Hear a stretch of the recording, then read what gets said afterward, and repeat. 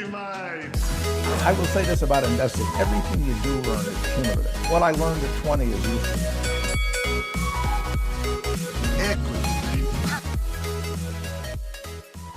Equity Mates, episode 31. Great to be back as always. Very excited to be here.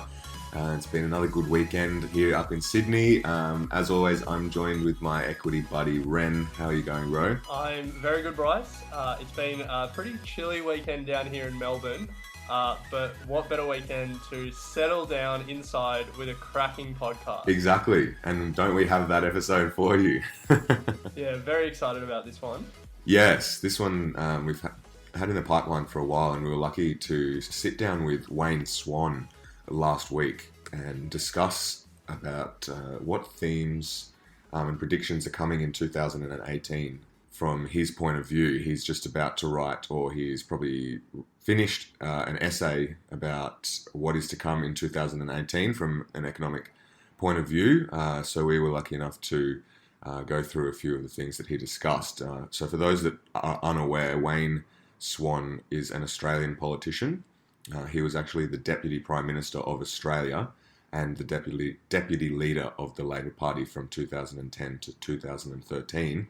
And he was also the Treasurer of Australia from 2007 to 2013.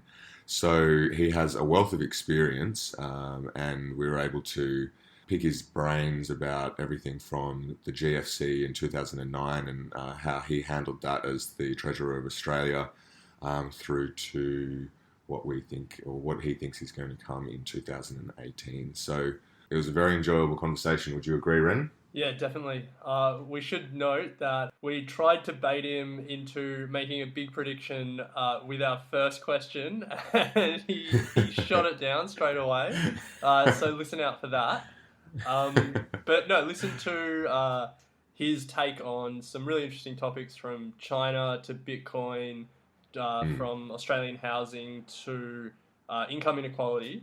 And right at the end, I know we're a little bit too late for this, but he makes a prediction about Barnaby Joyce. So we should have released it earlier this week, I'm thinking. Oh no, damn. Anyway, so we're excited to bring this one to you guys.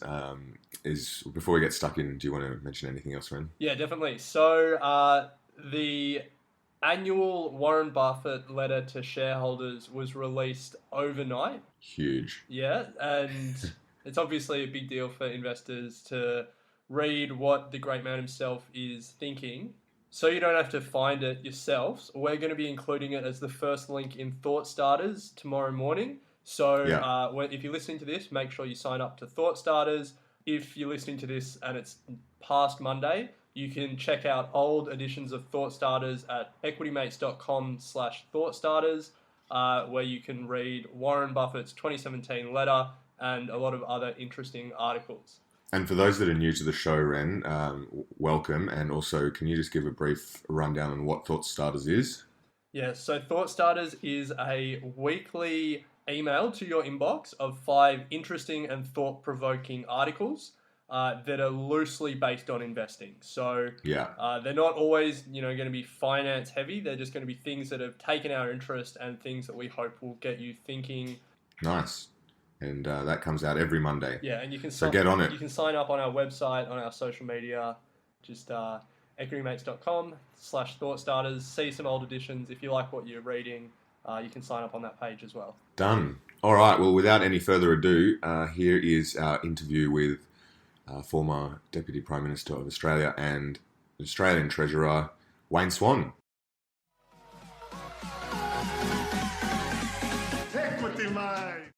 So, Wayne, there's a lot of talk as we come into 2018 about an overheated market, and we're hearing comparisons to a number of historic bubbles, notably the 2008 bubble and the lead up to the GFC. Given you were the Treasurer of Australia during the GFC, are you seeing any similarities between then and now? And do you think we're likely to see a correction or a crash this year? Well, I think those sort of predictions are all irresponsible. Global growth has been anemic for years and years. This year it's forecast to get back to, an average that we would have expected prior to the Great Recession. what you're seeing in the global economy now for the first time since 2007 is two of the very big engines of the global economy that have been misfiring for the last 6 or 7 years, notably the United States and Europe, now firing. So we've got much more balanced growth in the global economy, more balanced than we've seen at any time since the Great Recession, or what we call the global financial crisis, because through the crisis and coming out of that crisis, global growth was largely driven by the developing world, plus little old Australia. So it's good to see global growth more broadly based than it has been really any time since the global financial crisis. Now, whilst it's true that you've got a lot of frenzied activity in the stock markets, which doesn't necessarily reflect the underlying fundamentals, but that happens pretty frequently, as you'd well be aware. But the underlying fundamentals here are that global growth is getting back to what you'd call around trend levels, or maybe a bit above. My own view is that the threats to that are not as much economic as geopolitical. But there is, I think, one big policy threat, and this is the issue which is driving the US dollar down at the same time as exuberance is driving stock prices up. And that is the adverse market reaction to Trump's tax cuts, which many in the financial markets are seeing that as being akin to throwing petrol on a fire. So you've got the US not at full employment but approaching it. There's still a degree of slack in their labour market, but they've done pretty well, and they ought to, because they've been on their knees for so long. But many people fear the impact of those tax cuts blowing out the US budget deficit. So responsible investors around the world, policymakers and central banks are looking a bit aghast that the United States, when it finally gets close to full employment at the end of 2000 and after what occurred in the end of 2007, throws a bit of petrol on the fire and gives a massive unfunded tax cut with all of the ramifications that could flow from that in the future. So that, I think, is a warning signal, which you're seeing in the decline in the US dollar, that markets are pretty apprehensive about what they see as a large unfunded tax cut, which is the last thing, which is a stimulus, and the last thing that the US economy needs at the moment, given the state of its budget. Yeah, definitely. And look, we want to touch on tax cuts a little bit more, and especially tax cuts in an Australian context a little bit later. But picking up on something you said in your answer there, when you talked about how it took 10 years for global growth to pick up after the financial crisis, what do you think were the drivers of that, and why do you think it took so long for growth to come back to the developed world? Well, the reluctance of policymakers to use fiscal policy to revive growth in a world which had been scared and uncertain about the future. So what you've witnessed around the world through much of that period is, what Larry Summers, I suppose, has called secular stagnation. That is a huge pile of private savings which has simply been sitting there and hasn't been invested. And what that required was active steps by responsible authorities across the developed world to have a stronger fiscal policy. In the absence of that stronger fiscal policy, growth remained anemic, unemployment around the world remained high, and we saw unnecessary capital and skill destruction, particularly in the United States, but also across many other countries. And had governments moved, then Reserve Bank governors would not have had to have taken such extraordinary steps as they have in monetary policy. So essentially, they were backed into a corner by the reluctance of governments, driven largely by futile survival of the fittest Tea Party ideology, to not make the necessary investments they needed in their economies to kickstart, if you like, investment. So I think, one of the great tragedies of the global economy has been the reluctance of responsible authorities to borrow money very cheaply to invest in the future of their economies, and in particular in the future of the productive capacity through investment, particularly in physical infrastructure, but also human infrastructure. So you mentioned there what the reserve banks around the world did in response to the crisis, and in many cases they filled the void of government spending, as you said, with quantitative easing, where they pumped money into markets and into assets, and then also with record low interest rates. We're only just coming out of that period 10 years after the GFC. Do you worry that the reserve banks don't have a lot of powder dry if something was to happen again? Well, I think it is a legitimate concern. Of course it is. And you've only got to pick up any piece of economic commentary to see that reflected. It's just that's not the fault of the central banks. So we've got to keep our fingers crossed that all is well. So you see, the other concerning issue is also related to the United States, because the unregulated market that led to the global financial crisis and the Great Recession, which was re-regulated during this period, is about to be, or is currently in the process of being unregulated yet again. So you see Dodd-Frank under the gun in the US, and a lot of rhetoric about loosening regulations across all areas of the financial sector. I was very much associated in my time as Treasurer with all of the actions taken through the Financial Stability Board and others over time, to put in place a whole new regulatory framework, which has only just been completed largely in the last 12 months, to see now Donald Trump trying to pull it apart. And that's very concerning as well. Wayne, we understand you're in the process, or potentially have finished, writing an essay about what's to come in 2018. Alec and I did an episode a couple of weeks ago about this, and we had a punt at a few things and sort of predictions of our own, Alec's being that Amazon will be all huff and no puff, and I put on a case of beer with him that 15th of September we'll see 20% drop in the US stock market. Now, I don't know if you've included them in your essay or not, but what I wasn't going to be that specific.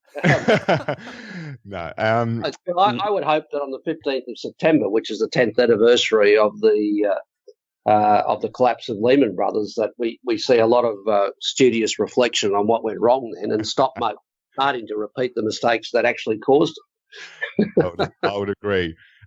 So what are some of the main predictions or themes that you see playing out over 2018 from an economic point of view?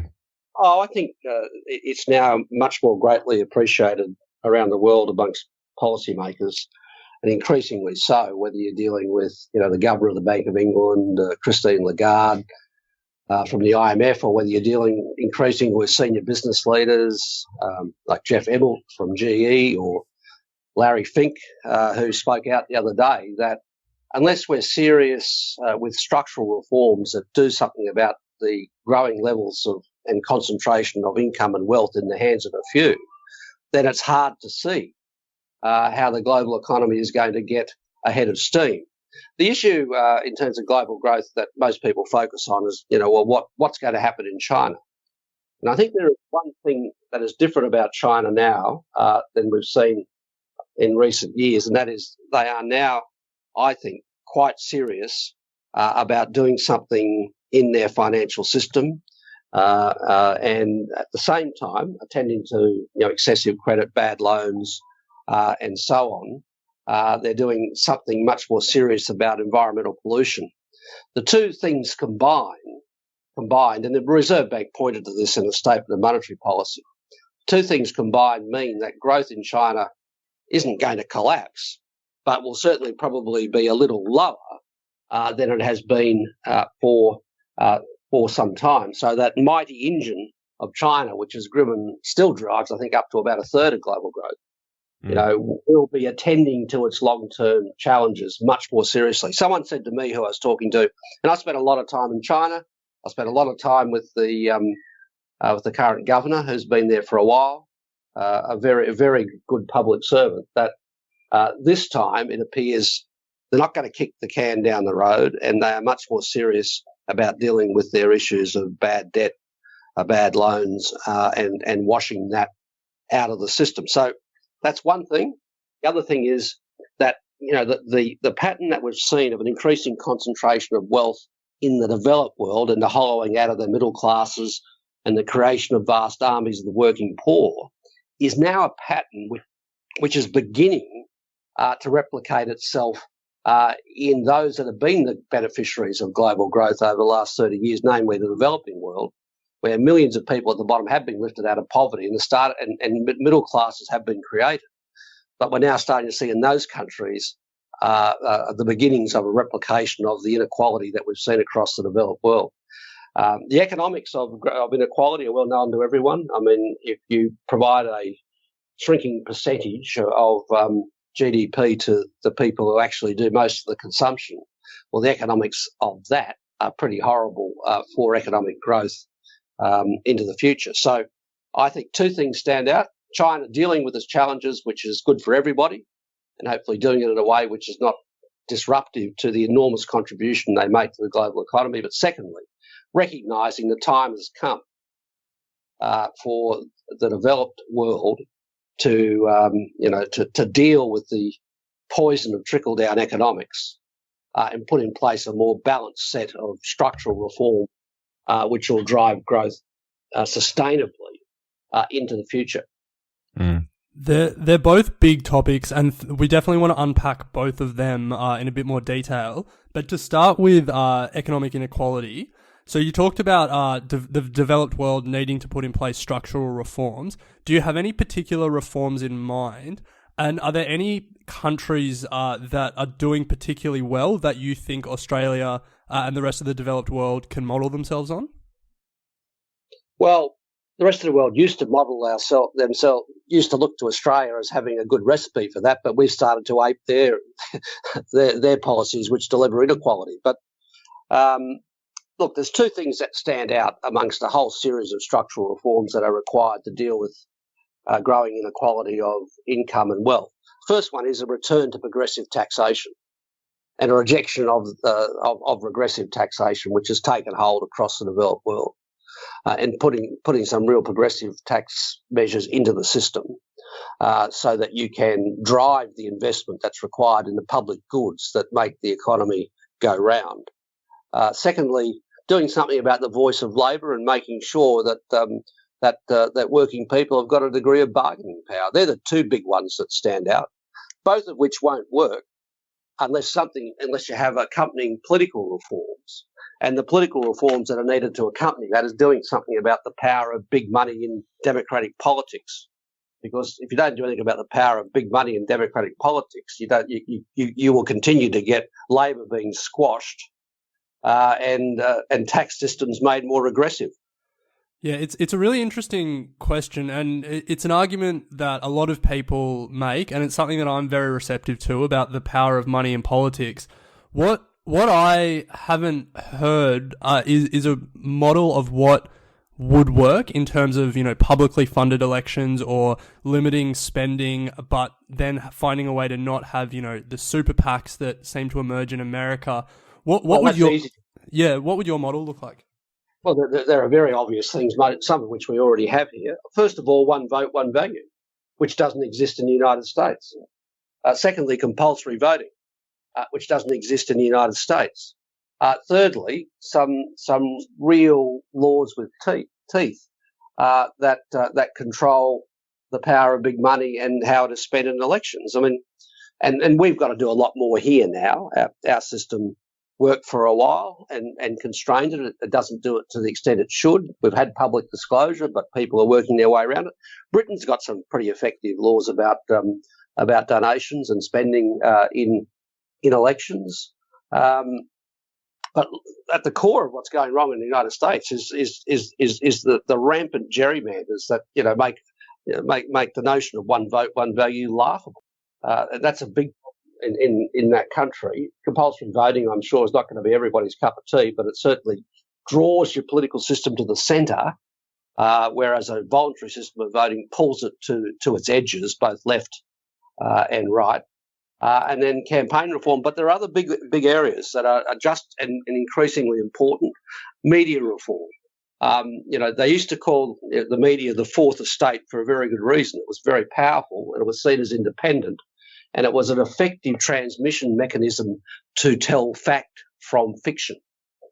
And increasingly, the way in which technology has disrupted traditional media, the ownership of traditional media itself, the emergence of social media and the way it applies, that transmission mechanism in modern democracies is broken. And there has to be a lot of discussion about how that is attended to.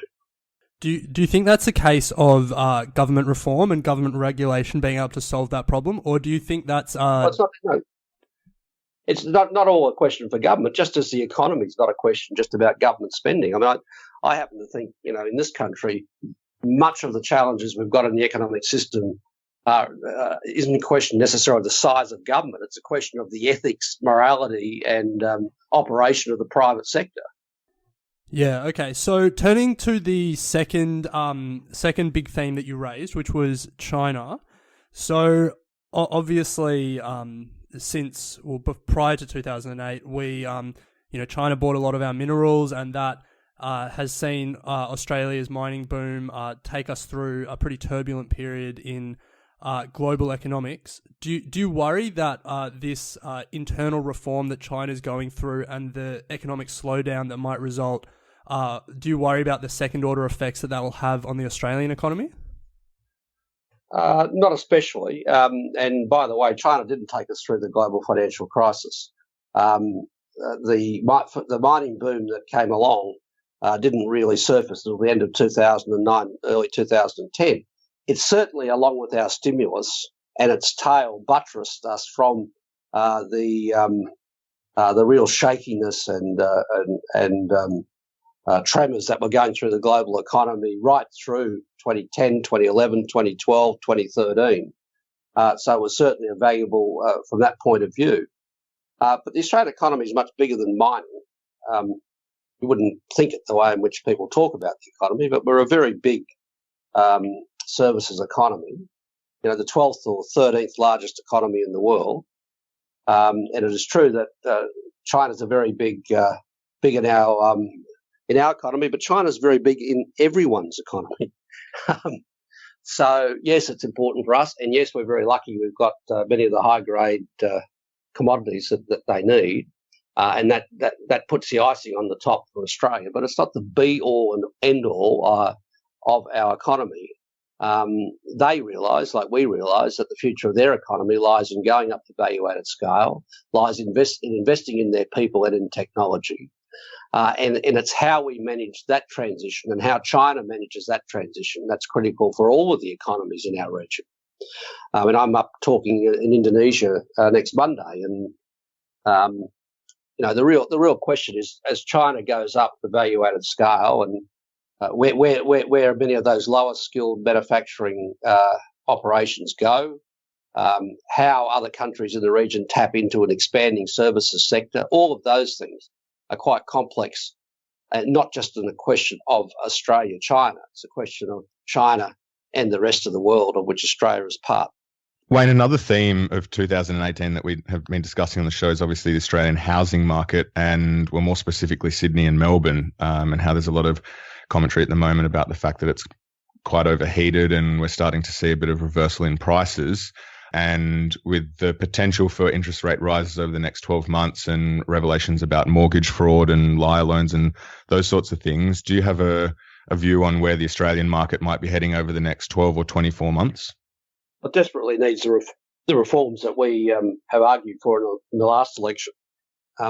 It's been pumped up too much by leveraged investment in housing via negative gearing, and that's not been healthy for the sector or really for the Australian economy in the long run. So, but many of these price increases and so on have been a feature of an economy that's had a steady growth. I think our economy should have grown much more strongly in the last 2 or 3 years than it has, given how low the dollar has been. And given our relatively low interest rates compared to just about anywhere in the world, they're two very big stimuluses: a lower dollar and low interest rates, both of which weren't available to me when I was treasurer. even at the height of the global financial crisis. So there's been stimulus there, which we've not, I think, effectively managed, and we needed much more investment in our critical economic infrastructure, and less in parts of the housing sector. But the incentives have been all wrong, and they still need to be fixed. So one of the hot topics of 2017 was obviously Bitcoin and the cryptocurrency markets. So going into 2018, it seems that a number of governments are starting to step in and regulate it a bit more. What's your view on Bitcoin and the crypto market, and where does the role of government come into play with these sorts of things? Well, I suppose government has got to set up a framework to protect investors from themselves. I don't know why anyone would particularly want to go and invest in Bitcoin. You're not in it? No, I'm not. But if people want to throw their money and wash it down the dunny, we'll let them do so. They're actually making money out of it at the moment. So, but somewhere along the line, I don't know, it'll all even out. But yes, if there's a market out there that people are engaging in, it's worth a look at from a regulatory point of view. But I don't see it as a mass market. Right. There are far more important discussions to be had about what the fintech revolution is going to do to traditional banking and how all that plays out, and what is the role of regulators in all of that, and what are the frameworks for the future that protect punters, who don't have the luxury of playing with Bitcoin, but just want to make sure they protect their family finances, got a roof over their head, and they look after their kids. And the fintech revolution is going to bring, I think, some pretty substantive change to traditional banking. And I know that's where our regulators have been looking. So, Wayne, we know we're almost out of time, and we're about to ask our final 3 questions that we ask every interview. But before I do, you've sadly announced that you're not going to be recontesting the next election. Got some people excited, so it's not. Given that you don't have to worry about re-election anymore, are there any how are you going to use your last year and a bit in politics? Are there any particular issues you're going to push that you may not have been able to push as hard because you had to worry about re-election, or anything like that? No, some people have described me as unplugged, and largely, if you look at what the sort of things I've been doing and saying, they've been consistent since basically I was re-elected in Lily in 2013 and didn't go back on the front bench. So I've been out there articulating my views based on my experiences as Treasurer and my view about what we need to do for the future of the country to lift living standards and share that lift in living standards more fairly across our people. And I think it'd be fair to say I've taken on a few topics and a few individuals and a few institutions that aren't very happy with me. And the bad news for them is I might be getting out of Parliament, but I'm not getting out of politics. And I'm going to continue to articulate those views because I think they're important to the future of the country. In 2012, I wrote an essay called The 0.01%, The Power of Vested Interests in Australia. I'm updating that now, and I'm going to update it because I think one of our economic challenges is we can't get the essential structural reforms we need in this economy because of powerful vested interests who don't see it in their immediate economic interest to support them. And by that, I particularly mean organisations like our biggest banks and our biggest mining companies. Look forward to reading your essay when it's published. It sounds pretty interesting. So we'll finish with a quick fire 3 questions that, as Alex said, we ask all of our guests at the end of each interview. So to begin with, Wayne, what is a book or books that you consider a must read? Okay, well, there's 2 books I've read recently. John Edwards' book on John Curtin, a must read for any Australian patriot.